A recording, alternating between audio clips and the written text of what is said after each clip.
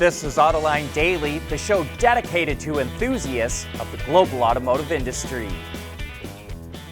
Tesla cut the prices of its Model 3 and Y in China by 9%, or nearly $2,000. But that's triggering worries that an EV price war could break out in the world's largest market. Analysts say it's also a sign that the growth of EV sales in China, though still strong, is slowing.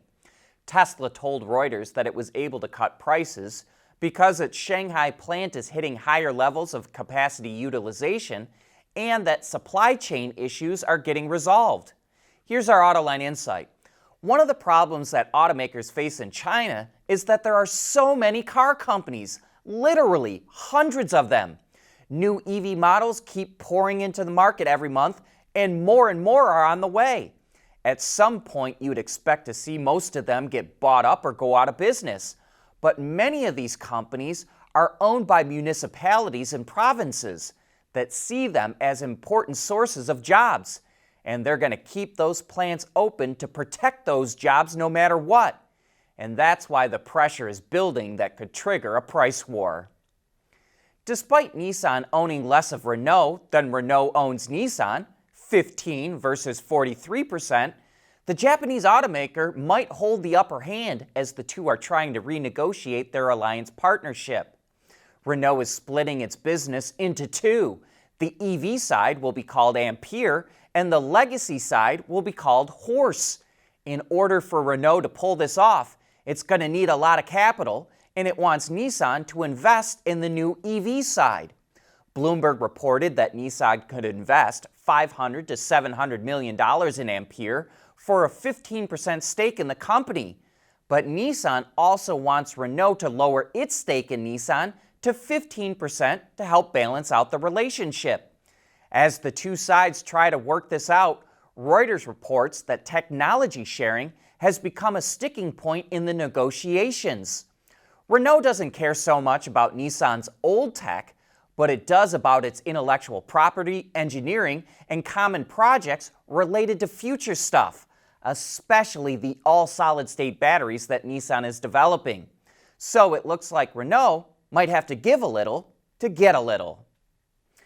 Just a couple of weeks ago, Akio Toyota doubled down on his defense of hybrids, saying they represent a better strategy for carbon reduction than electric vehicles do.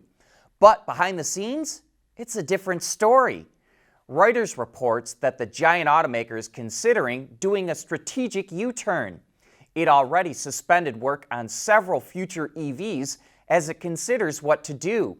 Toyota currently uses its e-TNGA platform for its EVs, but that's a modified ICE platform. So now it's considering doing a clean sheet EV platform instead. That could take 5 years to develop, but it would give Toyota a more efficient platform that is cheaper to manufacture. Toyota miscalculated how popular electric vehicles would become, and over the last 5 years, battery costs came down faster than it expected.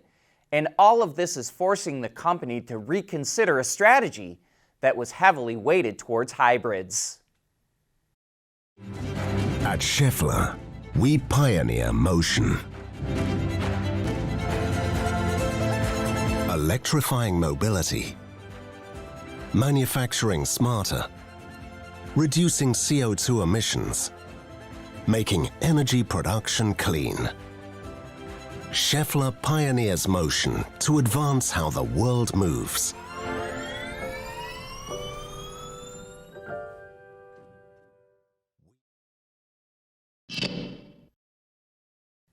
While there are some examples of autonomous vehicles operating in the real world, like Waymo and Cruise's robotaxi services, it's still unclear when most companies will start generating revenue from AVs.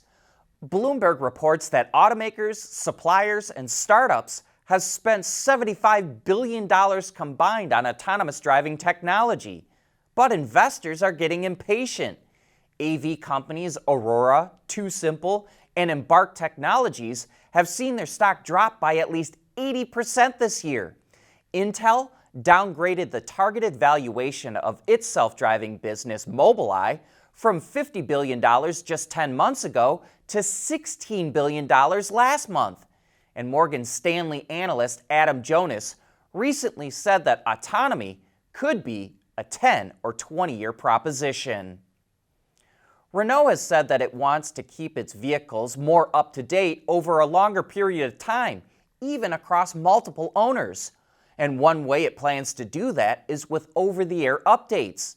But as we know, a vehicle will go through changes and maybe even some modifications over its lifetime. Renault is now taking this into account. The software system in the all-electric version of the Megane can perform automatic updates, but it will also save information related to after-sales upgrades, like an alarm system or getting bigger wheels. And bigger wheels can impact things like GPS data or range estimates. And it would be nice not to have to reprogram that kind of stuff after every update. Commercial EV startup Arrival, which is based in the UK, announced it's going to refocus its business on the US market with a family of van products. Instead of producing vehicles in large plants that can cost hundreds of millions of dollars and take years to build, Arrival is opening manufacturing sites in warehouses, what it calls microfactories, that only cost 40 to 50 million bucks and take 6 months to set up. But Arrival says scaling production at its UK microfactory requires significant further investment in tooling and working capital, so it's going to shift its business to its microfactory in Charlotte, North Carolina. But it will continue to make a small number of vehicles at the UK factory. A big reason Arrival is moving to the US is to qualify for tax credits under the new Inflation Reduction Act, which provides up to $40,000 in subsidies for commercial vehicles. We want to know what drives your testing. OTA, connected car, diagnostics, remote testing. Intrepid Control Systems is here to help you work from anywhere. Intrepid Control Systems, driven by your data.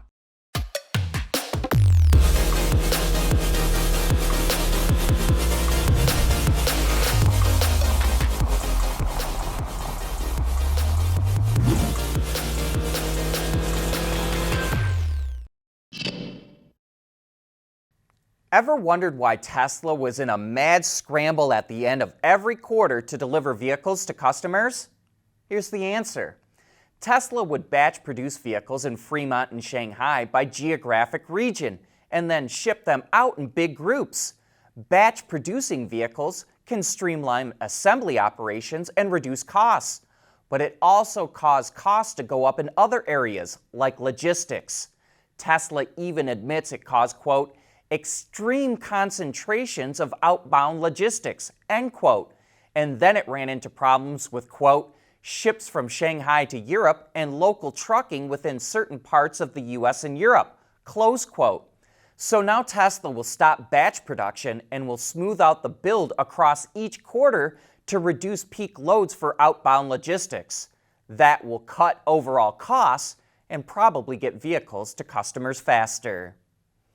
And here's a stat that helps show just how gaga automakers are going over big display screens. The supplier Continental says that its display solutions have generated 7 billion euros over their lifetime. But its new OLED and pillar-to-pillar displays, which was first introduced last year, have already brought in 2 billion euros worth of orders. And it won't stop there.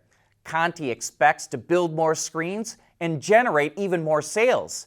But because the pillar-to-pillar display is about 5 times bigger than a conventional digital instrument cluster, it's also having to expand its production facilities.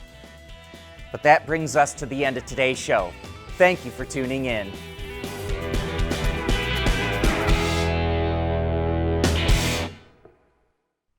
Autoline Daily is brought to you by Bridgestone, solutions for your journey.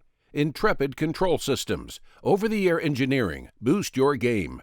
And by Scheffler, we pioneer motion.